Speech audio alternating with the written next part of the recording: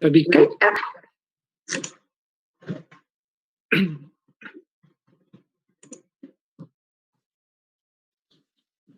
This conference will now be recorded.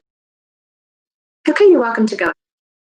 Thank you so much. Hi, everybody. Welcome to the Finance Committee meeting. We have the following members present: Mr. Ganadakis. Present. Dr. Safran. Present. And myself, Michael Schottenstein. So I'll just review a little bit our fiscal summary, please. So looking at our fiscal update for July 2020, revenue was $914,818. That's up from last month, but we are still substantially under our projected revenue due to the extension of the licensure renewal deadline. There are still a lot of people who are waiting to renew. We talked about sending an email reminder to renew to those licensees who elected to wait until the deadline. We are about $1 million under our projected revenue for fiscal year 2020. We will hope to make this up in fiscal year 2021. Our cash balance is $4,828,279, which is still a good number for us. So July is the first month of our fiscal year. There's not a whole lot of either revenue or expenditure to report on at this time. We had $28,000 left over from what we had previously encumbered for the historical case review. We re-encumbered it for 2021. That should take us through the end of the historical case review. If you look at the fines, we received $4,000 in disciplinary fines and $82.17 in collections for the month of July. You may see in our packet a proposed budget request for fiscal year 22 and 23. This is an expansion budget which proposes increased spending. It would include 6 additional positions, resulting in a personnel ceiling of 90.5 full-time employees. That would consist of 3 investigators, 1 enforcement attorney, and 1 victim advocate. Currently, the medical board carries a large cash balance, but in the past 5 years, our number of licensees has gone up by 37%, and the number of complaints has gone up by 50%, with no corresponding increase in staff. So especially given our substantial cash balance, it appears to be an appropriate time to increase our spending in a prudent way. The last time the medical board increased physician fees was 1999, and physician and physician assistant fees have actually decreased in the last 5 years. The earliest that the board would need to consider licensee fee increases for this increased spending would be fiscal year 2025, but there may be additional operational savings that would forestall that. The current fiscal year 21 cash balance is approximately 5 months of operating costs, and it would be 6 months of operating costs if not for the delay in licensure renewal. Public spending philosophy at this time recommends a more conservative cash balance of 2 to 3 months of operating costs. The medical board wants to be responsive to the recommendations of the governor's working group, and we want to be responsive to the recommendations contained within the recent FSMB audit. This proposed budget is substantially consistent with these recommendations, and the increased spending should allow us to implement them in an efficient way. Finally, this proposed budget gives us the flexibility of hiring either a part-time or full-time medical director if the board is so inclined, and we will be able to hire an IT staff member to fill a vacancy as well. Are there any questions or discussion?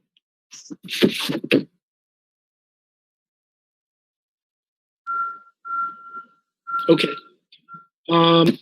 If you'd be so kind that I'll ask for just a motion to support the fiscal year 22-23 budget as proposed by staff and recommend to the full board that it support the fiscal year 22 and 23 budget.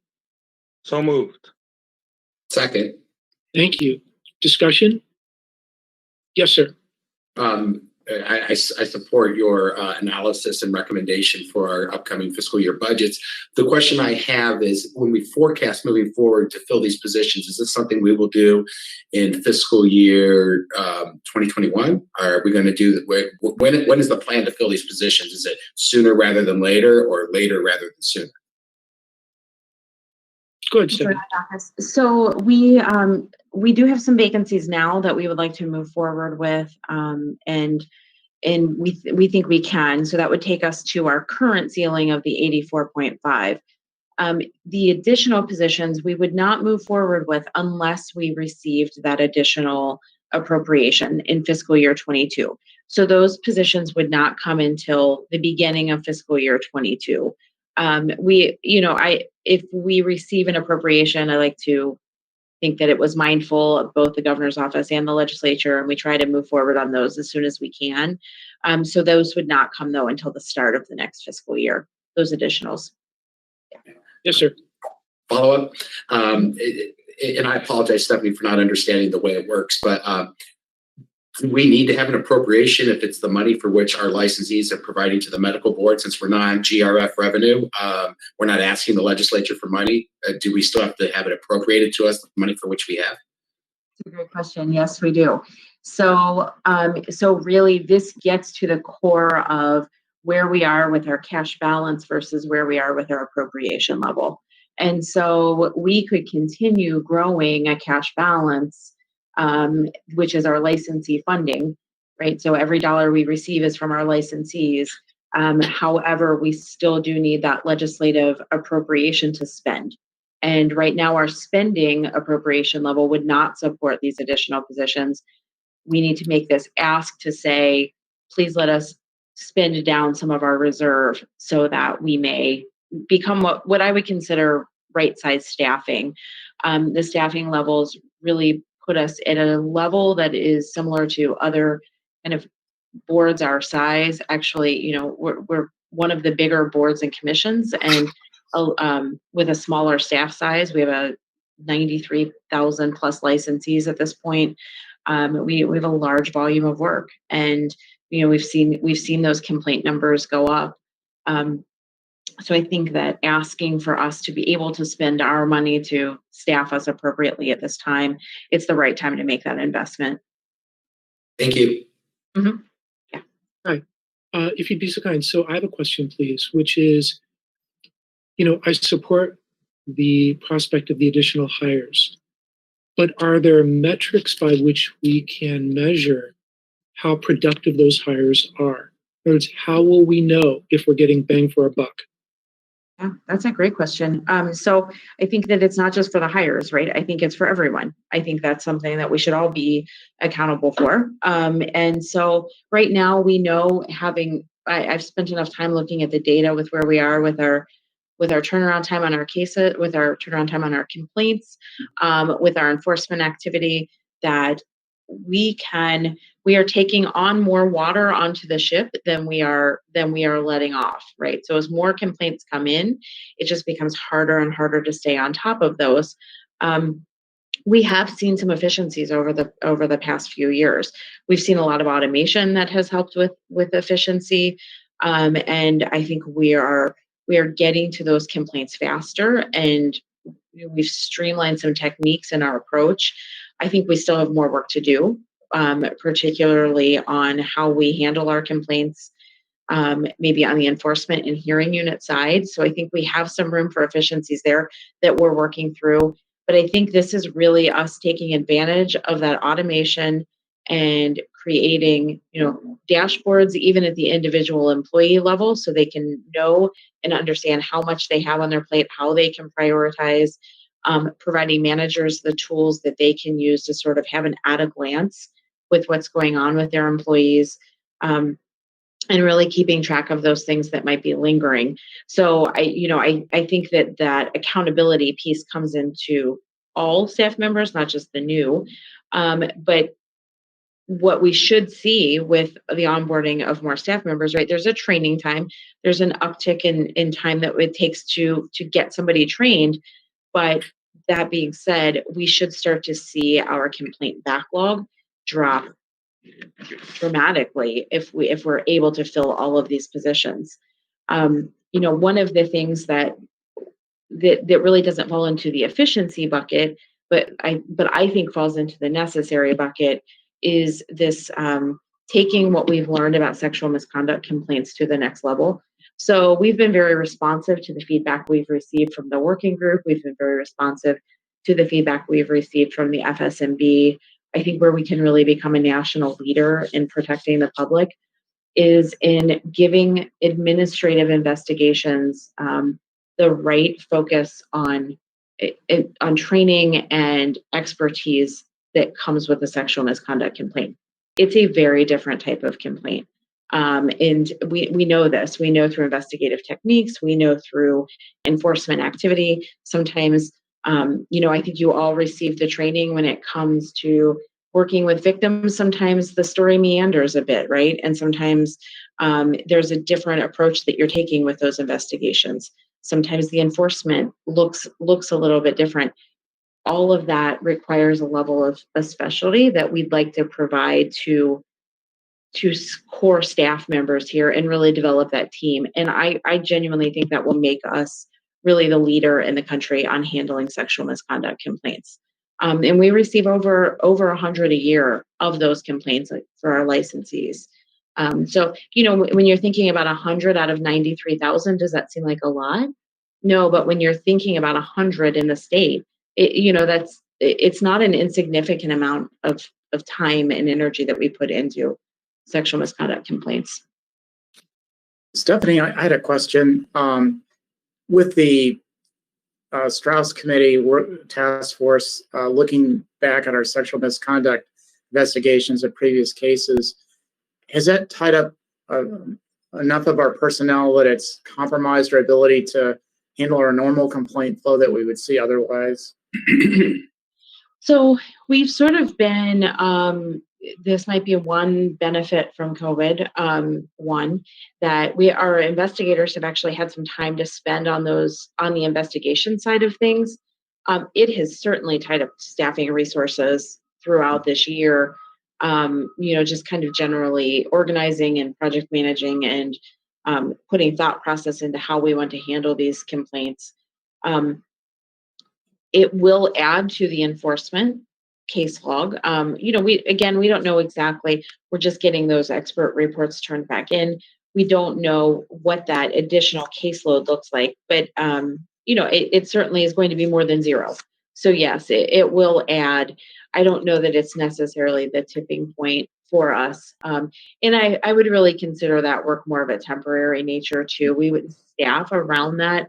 We would really just sort of accommodate to that. It's not enough that we would say for the long term, we need X amount of staff members. We just frankly need X amount of staff members to catch us up from previous matters. Are we contemplating, as per the FSMB recommendation, additional training with regard to settlement agreements? And is that in this budget? Right. So that's not something that we would budget for. That's just an operational cost that we would absorb. But it is something we've already started discussing is that approach that we're going to take with the settlement agreement. So yeah, it's something we will just absorb.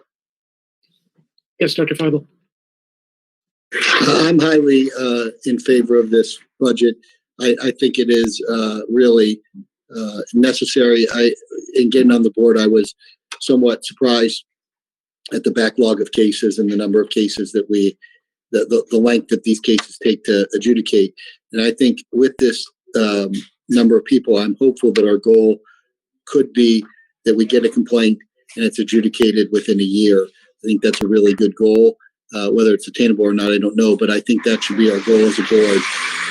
So that's my thought. Thank you. Mr. Yanadakis. This question is for Stephanie again, or maybe Susan, a combination. Asking you to look in the crystal ball here a little bit, Stephanie, which I know is always a little dangerous. So I give you the latitude here on answering this. But as we move forward in the governor's order of hopefully coming back in office in January, have you contemplated the need of our current footprint in roads? Meaning, do you, as our executive director, do you foresee a certain percentage of our staff working from home? Dave Yost recently announced, our attorney general, that I think he's only going to keep 30 to 40% in office, and they're going to be able to release a lot of square footage, which in turn would save his budget money. And I think you could take that same fact pattern and apply it to us, which would free up additional resources if needed, copiers, leases, what have you. So I didn't know if that's something that's on your radar, or you anticipate everyone coming back, or what your strategy is moving forward. Yeah, it's a great question. I think about it daily. Especially in light of the Attorney General's announcement, I think we don't have any answers yet as to what that strategy looks like. It's something we know. We've looked at enough preliminary numbers that there might be a blip of a startup cost if we did move folks to home, right? Just a little bit of a capital investment on maybe equipment or enough that we think for this next fiscal year, that it would that it would be offset with rent, right? So for short-term budgeting purposes, we think that if we did move anyone home, we would sort of come out even. Then the question becomes, does it result in savings for the long term? And that's the part of the analysis we really need to start looking at. Some of those intangible costs we're a little unsure of when it comes to meetings and having the hoteling space. We do have a really weird footprint in the roads with the way our floors are laid out.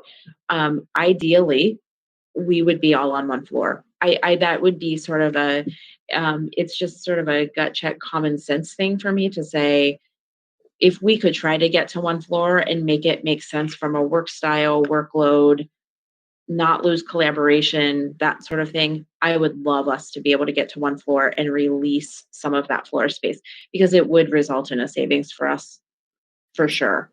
Yeah.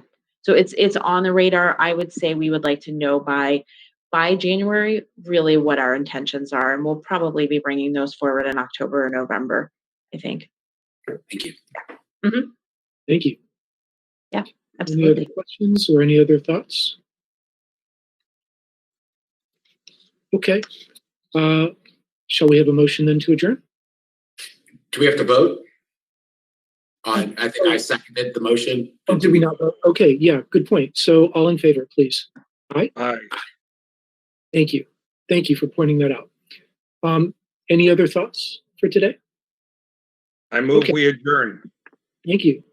Is there a second? Thank you. All in favor? Aye? Aye. Great. Nice to see everybody. See you soon. Take care. We have a little break.